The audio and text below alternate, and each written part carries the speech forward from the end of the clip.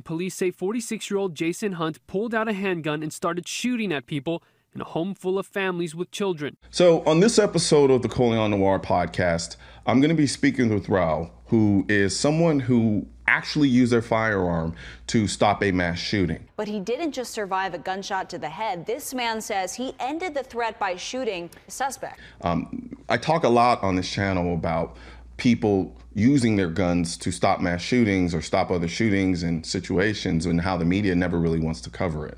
For whatever reason, this particular situation kind of never popped up on my radar until recent, which is crazy to me considering what actually happened.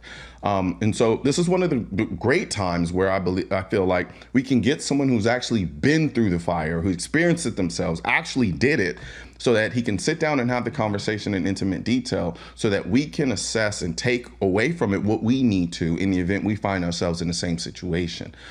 Most importantly, I think what we get out of this video is the fact that these are actually real people. And these aren't Navy SEALs, these aren't police officers. These are regular, everyday people who simply with a firearm was able to not only protect themselves, but to protect the people that they love. So I really hope you guys enjoyed this conversation, and I plan to have as many of these as I possibly can in the near future. So enjoy this episode of the Colion Noir Podcast. All right, so we can hop right into it. You know, I came across your story. I believe I saw it on the NRA's Instagram page initially. Right. And then we had a mutual acquaintance who kind of introduced me to you. And, you know, I've always made it a big point to kind of have to present as many cases as possible of people using their Second Amendment right to protect themselves, because as we know, the media doesn't really do it very often, or they kind of underreport it, so to speak. Right. And so I wanted to have you on and just to kind of tell the world essentially about your experience of what happened to you. But before we do that, can you just kind of give us like a short background about like who you are, how you got into firearms, so forth and so on. So yeah, my name is Raul Mendez. I was actually born and raised in California. You know, it's not really it's not really a huge, Second Amendment, firearm state. But it was just something that was introduced to me as a young age. You know, just being a kid, my dad taking me out, he was always huge into firearms, firearm safety, so I do remember at like 5, 6 years old shooting my first firearm. And after that, I was just hooked. You were hooked. Yeah. You got into it a lot earlier than I did. I didn't shoot my first gun until I was in my 20s. Oh, okay. Yeah. So a lot of people think I grew up shooting my whole life, and that's not the case at all. But so let's jump into the day of the incident. So kind of like walk me through the very beginning, just kind of how the day started and then kind of where it ended. Yeah, so I mean, it just started as like a typical day. I get a text message from one of my really good friends, come over, we're going to have some food, and, and that was that. So spoke to my wife and, my girls. I had 2 daughters, and they agreed, let's go hang out with them. So we ended up going, and it's not the first time we've been to their house. We've known them for years. We've always gathered at their house. So it was just like a typical weekend at a buddy's house and, just hanging out, having a good time. More families showed up, more friends. I mean, everybody at that house. Yeah. We knew them. So. Gotcha. Yeah. And so like, from a carrying standpoint, do you carry everywhere you go? Sometimes, all the times, a little bit of the times? I know it's kind of all over the place. Everywhere I go. Yeah. I mean, my daughters were young. I was that one father with, taking my girls to Chuck E. Cheese with the firearm, sealed. I didn't care. Yeah. There's one thing that, matters the most to me. That's family, my daughters. Mm-hmm. And I'm not going to take a chance if anybody, tries to do any harm or anything. Yeah, so absolutely. I just made it like I carry religiously. So. Yeah. What do you have a particular go-to carry? Do you have a rotation system? At the time, I always upgrade to change it up a bit, but I always do have my daily carry. At that time, I was carrying a Glock 36, the subcompact Glock. The 45, yeah. 45, yeah, exactly. So I mean, that was my go-to gun at the time. I had it concealed in my hip, and I just carried that thing everywhere I go. Gotcha. So at what point during this gathering did you feel like, were you blindsided, caught off guard? Did you kind of see things kind of coming, or? I was blindsided. I got caught off guard. So the story was, I mean, it was 4th of July weekend. It wasn't 4th of July. It was the 3rd, but it was a long weekend. So we kind of gathered because, we could stay up as late as we wanted. Kids didn't have school the following day or nothing like that. So we did light up some fireworks. Mm-hmm. A neighbor did approach us, kind of introduced himself, did a little small talk, but eventually, people started going back into the house. And honestly, they're saying that he wasn't invited, mm-hmm. but I can't state that fact because I honestly don't know if he was invited or, hey, come into the house, we have food or anything like that. Mm-hmm. From what, the police report and what the other guests are saying is that, he wasn't invited in. Gotcha. And how old was he? I believe in his 40s. In his 40s? Okay. And so you said he initially approached. Was it just under good intentions? Was he complaining about something, or was it just kind of? Not that I'm aware of complaining, just kind of introducing himself, saying, hey, I'm the neighbor. So no complaints, no nothing like that I'm aware of. Gotcha. And they hadn't been familiar with him at all before? I had never met him. Okay. I know the host had mentioned, like, hey, because he has a boat that was parked right outside his house. And my buddy had bought a pontoon at the time. So we were always looking like, hey, my neighbor has a boat. Yeah. So possibly just waving hi, as they're driving by, things like that. I'm just speaking from what I'm aware of. I can't speak for everybody else. Okay. And so neighbor shows up. He's kind of talking. And then so what happens from there? So people start going back into the house, to go eat, getting hungry. And, honestly, he goes into the house. Not sure how, if he lets himself in or was invited. But he was served a plate of food, and he was sitting on the kitchen island. Mm-hmm. So he was on the kitchen island, empty seat, and then my wife was pretty much, the seat next to that. Mm-hmm. You had maybe another female guest was next to my wife. Okay. And 3 people were pretty much sitting in front or standing in front of him on that kitchen island. Okay. The host did mention that he did have to go use the restroom, so he walks away. Okay. He walks away, and minutes later, this guy just unprovoked, just, stares at his plate of food. And my wife had mentioned, like, this guy's off, like, he's weird, like, there's something weird about him. She didn't even want to look at him, Yeah.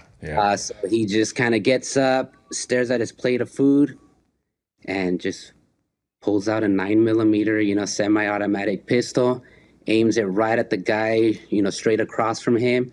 One shot fired, just directly. I believe it hits his throat. Uh-huh. And my wife looks at him. She heard that gunshot because she was literally sitting right next to him. Uh-huh. And it looks at him, looks at the, the friend that just got shot. Moments later, he just drops to the ground. Jesus. Yeah, he didn't stand a chance. He did not stand a chance. Gotcha. When that first shot was fired, that's when everybody starts scattering. Gotcha. The yells. Let me ask you this question. Now, you personally, in that moment, can you recall how much time it took for you to process exactly what was going on in terms of your life and life of your family being in danger, and then you realizing, okay, I got to do something? So here's the thing, though. That first gunshot, I was probably about 10, 15 feet away in the dining area. Gotcha. Okay. My back was faced towards the shooter. I'm not sure what I was doing, if I was talking. My wife said I was talking to somebody. Honestly, I don't remember who, don't remember any of that. Yeah. I heard that first gunshot. My back is facing the shooter and my wife. Soon as I heard that, boom, I turn. As soon as I turn, he clipped me right here. Okay. So I turn and boom, second gunshot right here, just went straight through. And, luckily, I'm going to say, I not saying I'm lucky I got shot, but I'm lucky that bullet went through where it went through. Because as soon as I turned, it came in through here. It went through, fractured my jaw, fractured my eye socket, my nose, and, pretty much came out my left eye. Oh, wow. Came out my left eye, and my wife right away, because as soon as she saw, our friend get shot, looks at the shooter, looks at the friend, he drops, she turns and looks at me, and she sees me drop to my knees. So he shot the guy first that was directly in front of him, and then he immediately turns around to shoot you? Correct. Huh, that's interesting. I didn't even stand a chance. Oh, man.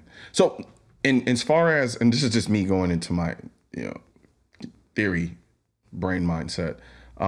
So, as far as other men in the room, was it just that guy and you, or were there other males in the room as well? There was other males. There was other males, yeah. Because it's interesting. I'm like, what made him go?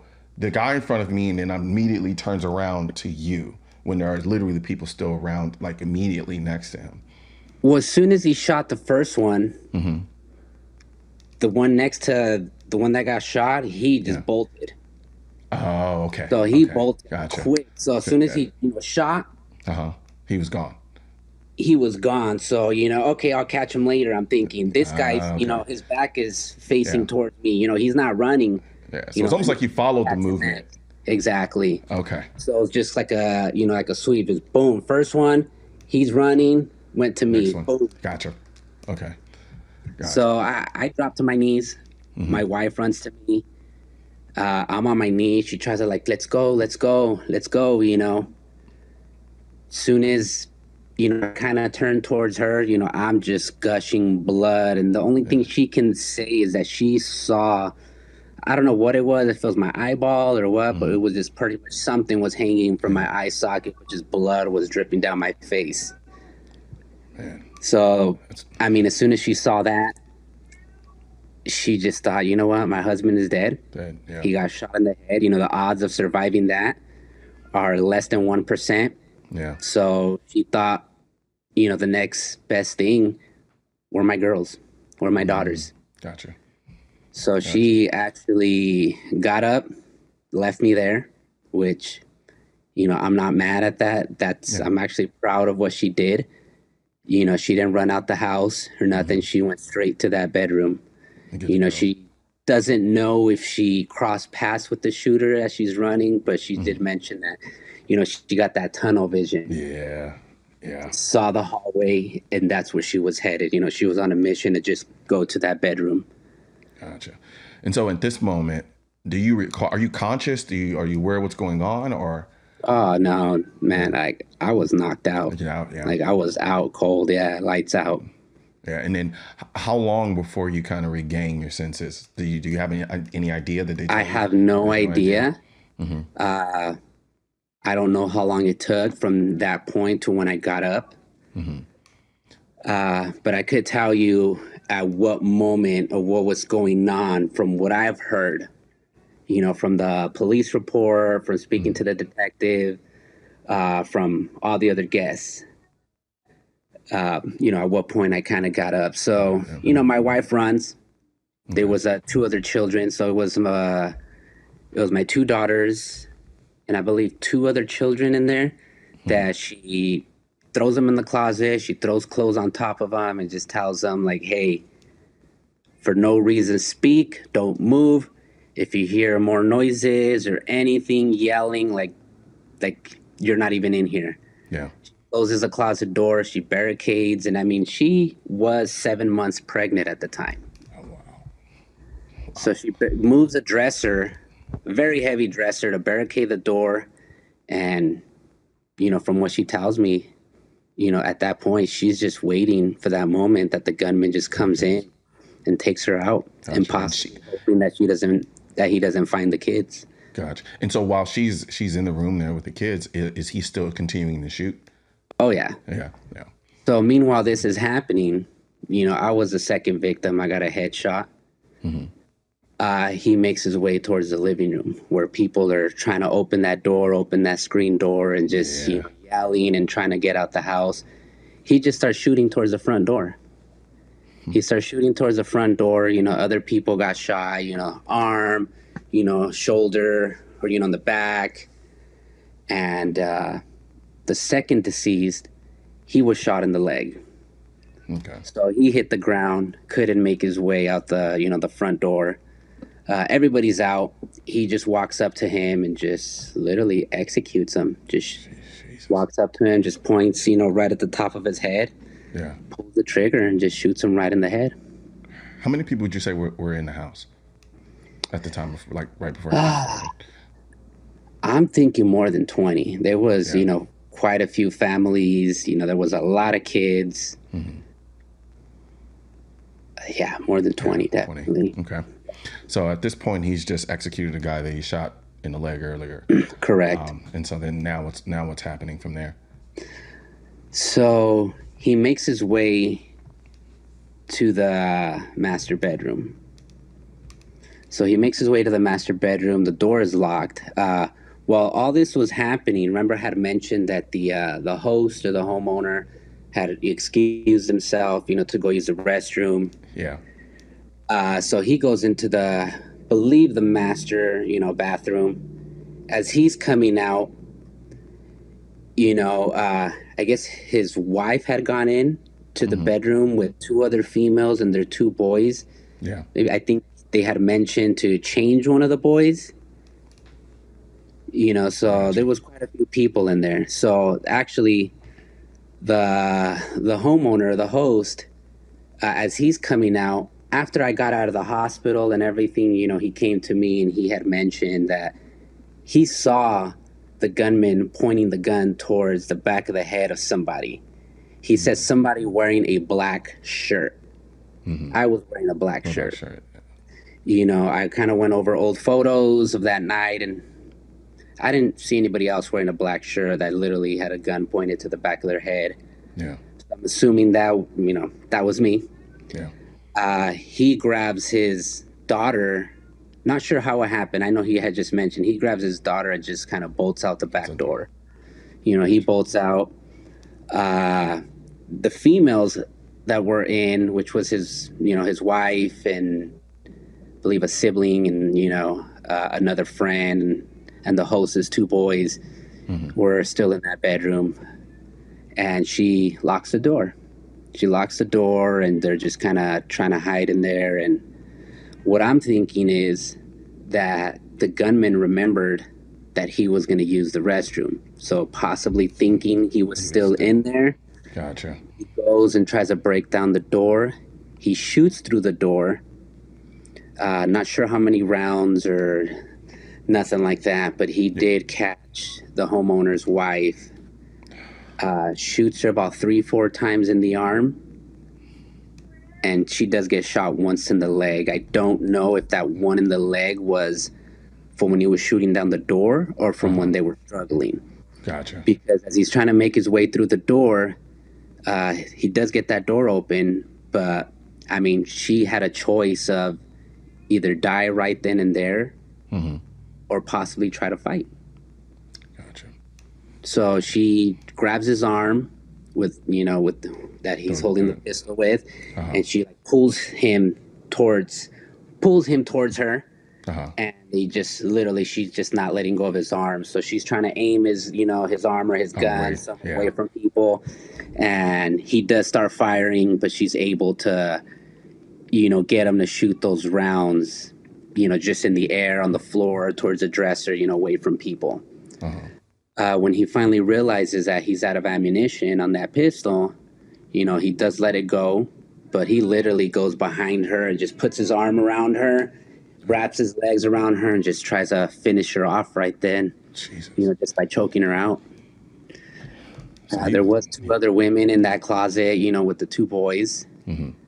They did find a rifle, an AR, but they couldn't load it. They couldn't.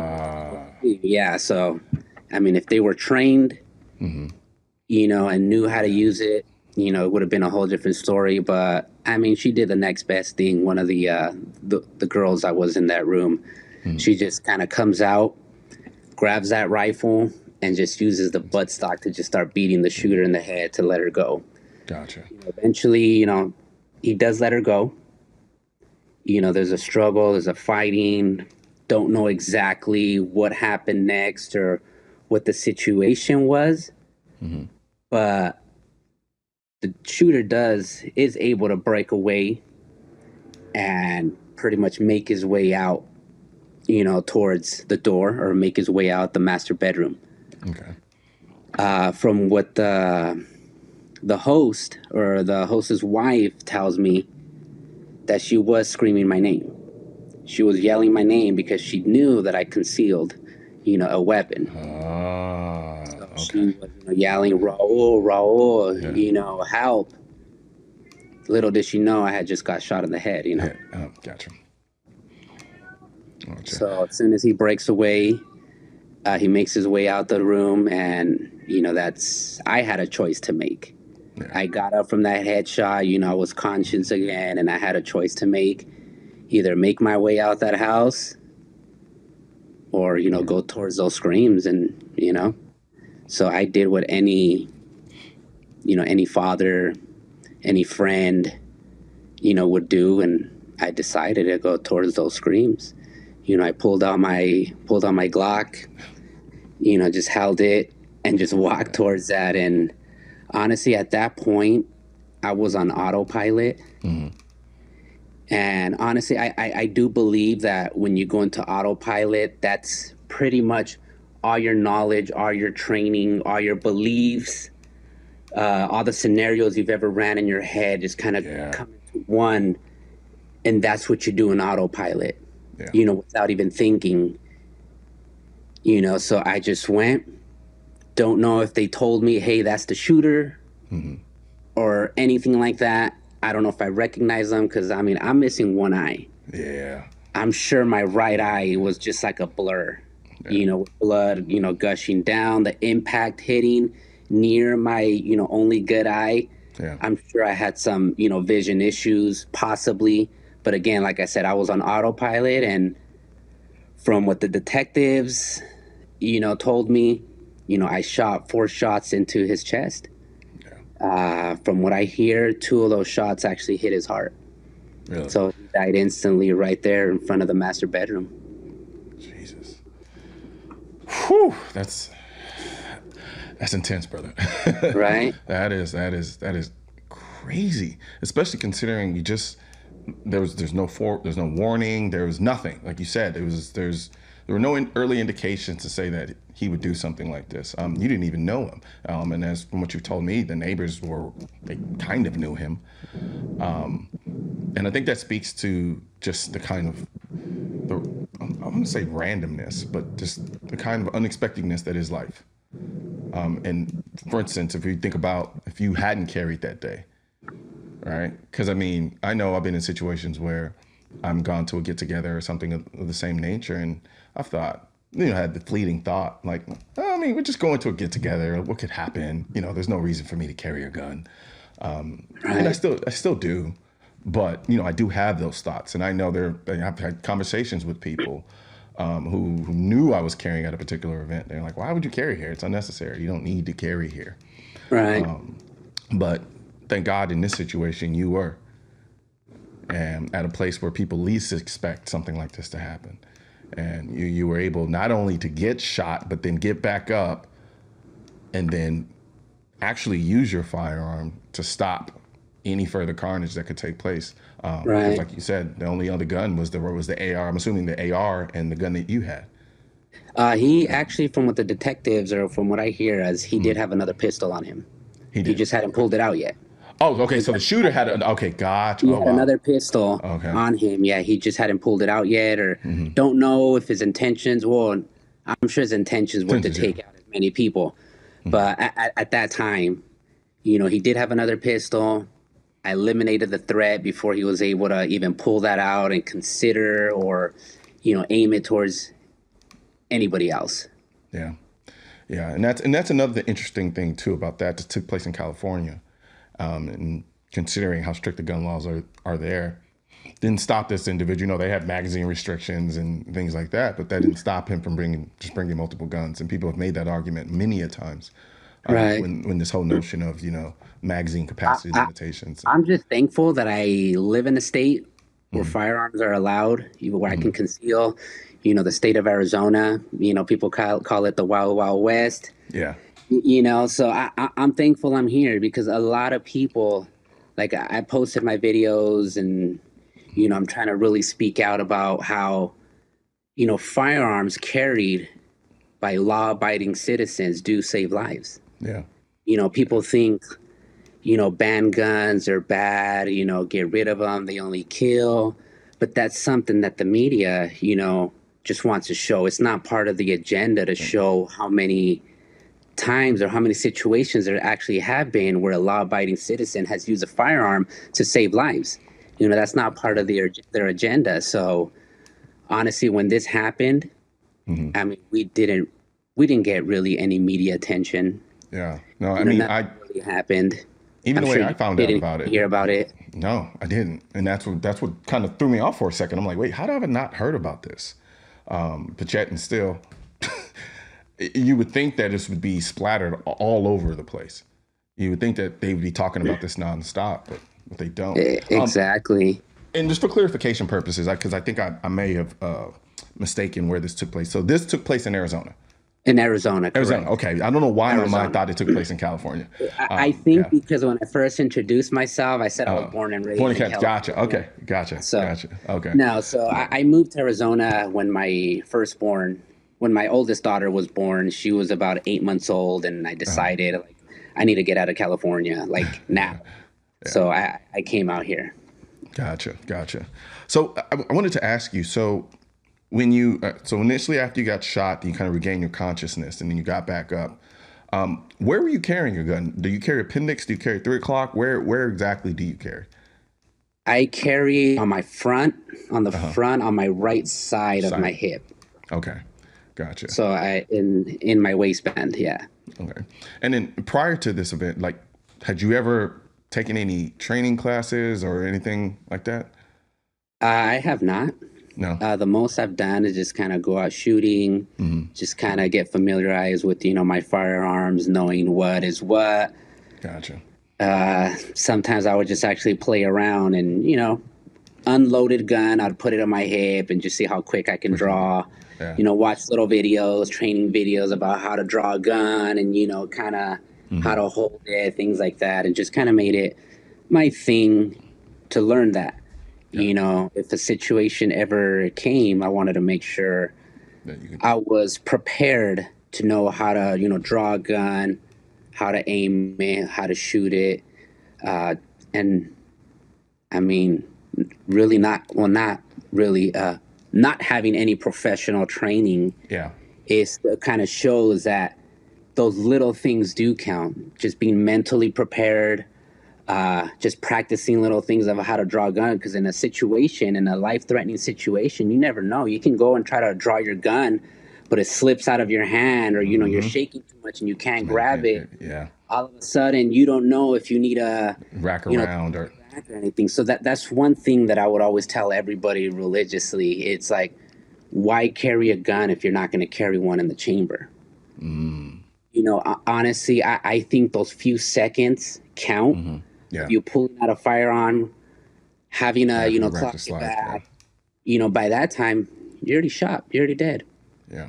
Yeah. So, I think for a lot of people, there's a fear. Because I know I initially wasn't too keen on carrying around in the chamber when I first started carrying.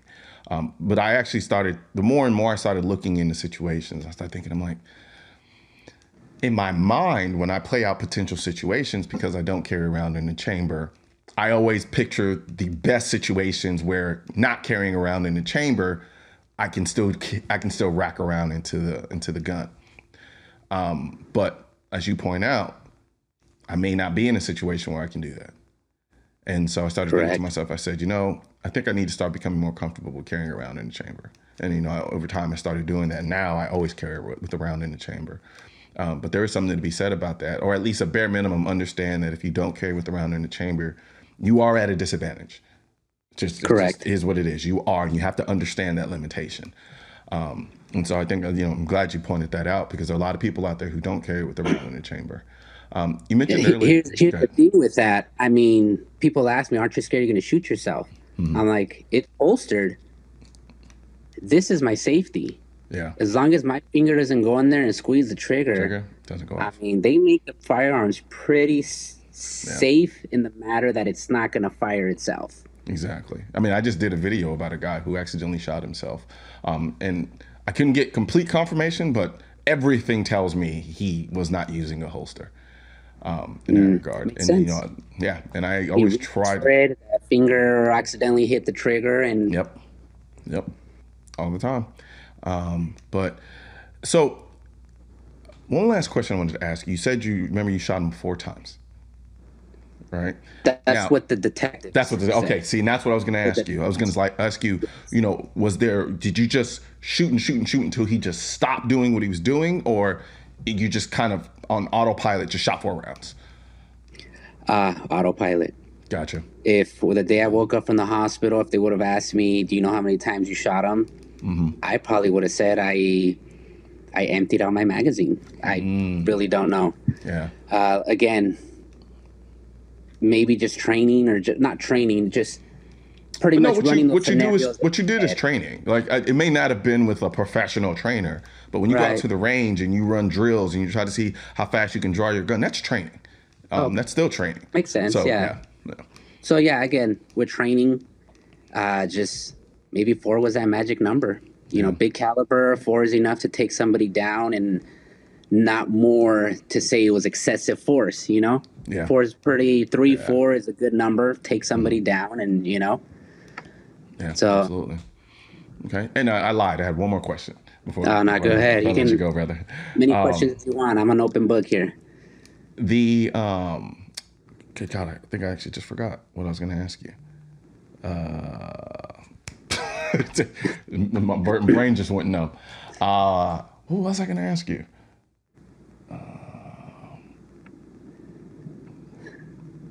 Well, I'm at a loss. So no, you're good. Yeah, but nonetheless, man, I wanted to have you on so that you can tell your story, so that as many people as possible can you learn from your situation. Exactly. And then also hear and see examples, walking, talking examples of people actually using guns to defend themselves and save other people's lives.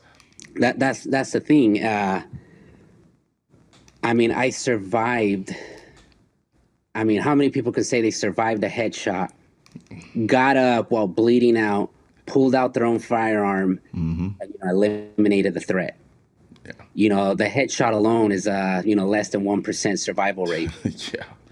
And along with being able to get up and autopilot, whatever it was, honestly, I feel that it wasn't my time to go. Something protected me.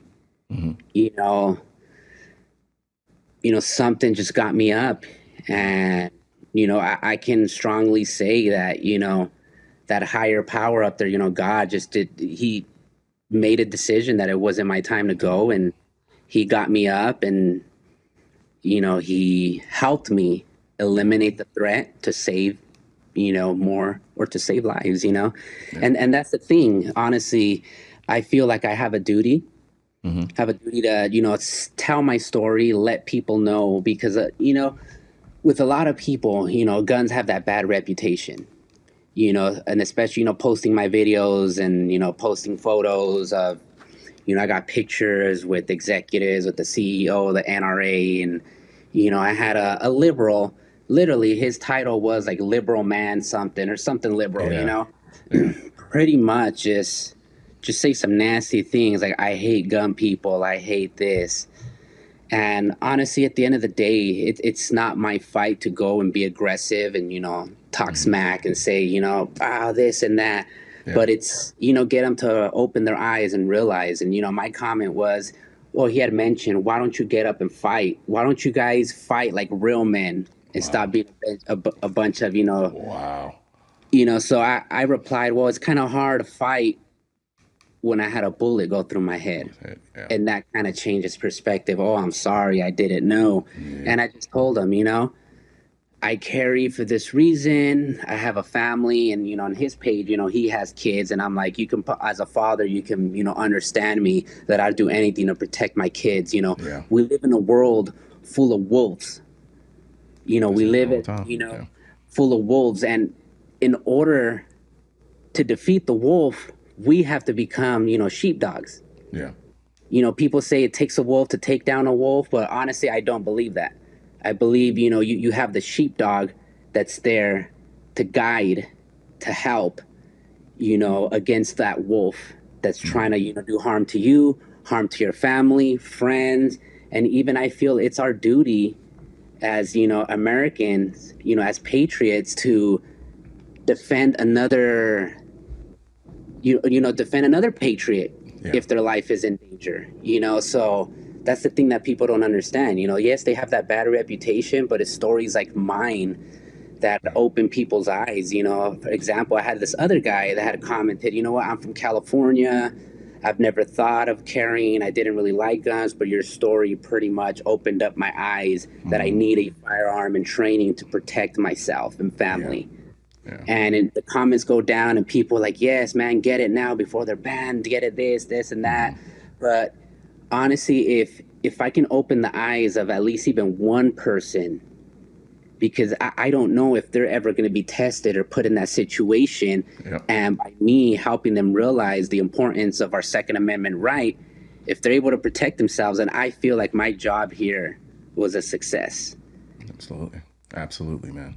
Absolutely. And that's why I wanted to have you come on and share your story so that other people, at least people on my platform, my audience that watches, not only can they watch it for themselves, but then also take the video and share it with other people so that they too can learn from this as well. So I really appreciate people will learn, but you also have the people that are going to give that pushback. Of course.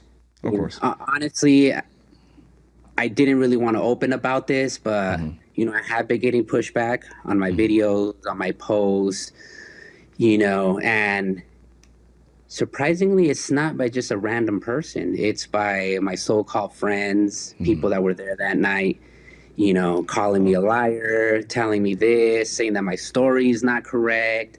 But the crazy thing is, my story is going based off what they said, what the detective. Gotcha. So if I went in and I wake up from the hospital and everybody's telling me their story, this happened. I mean, I went to one of the funerals and I had people, hugging me, thanking me, wanting to meet me. Honestly, it's like my wife's like, wow, you're a celebrity here. Thanking me. Thank you for being there. Thank you for eliminating the threat. Thank you for saving lives. Thank you for saving, had a comment. Thank you for saving my nephew's life. Yeah. And then people started commenting, the so-called friends, saying, oh, he didn't save lives. The true heroes are the women that, fought off and, things like that. So just getting really that pushback, negative comments. But honestly, just kind of when I decided to speak up and say my story, I knew I was going to get pushback. Okay. I knew, people, I wasn't going to satisfy everybody. But that was the risk I was willing to take. Because again, this story teaches, this story shows, that there is proof that guns in the hands of a law-abiding citizen does save lives. And that's what we need to get. Like, it's our duty to, learn firearm safety to protect ourselves, protect our families. And at the end of the day, this is a God-given right that no government, no person can take away from us. As long as we use them responsibly and for a good purpose, I mean, we should definitely be allowed to and definitely be carrying.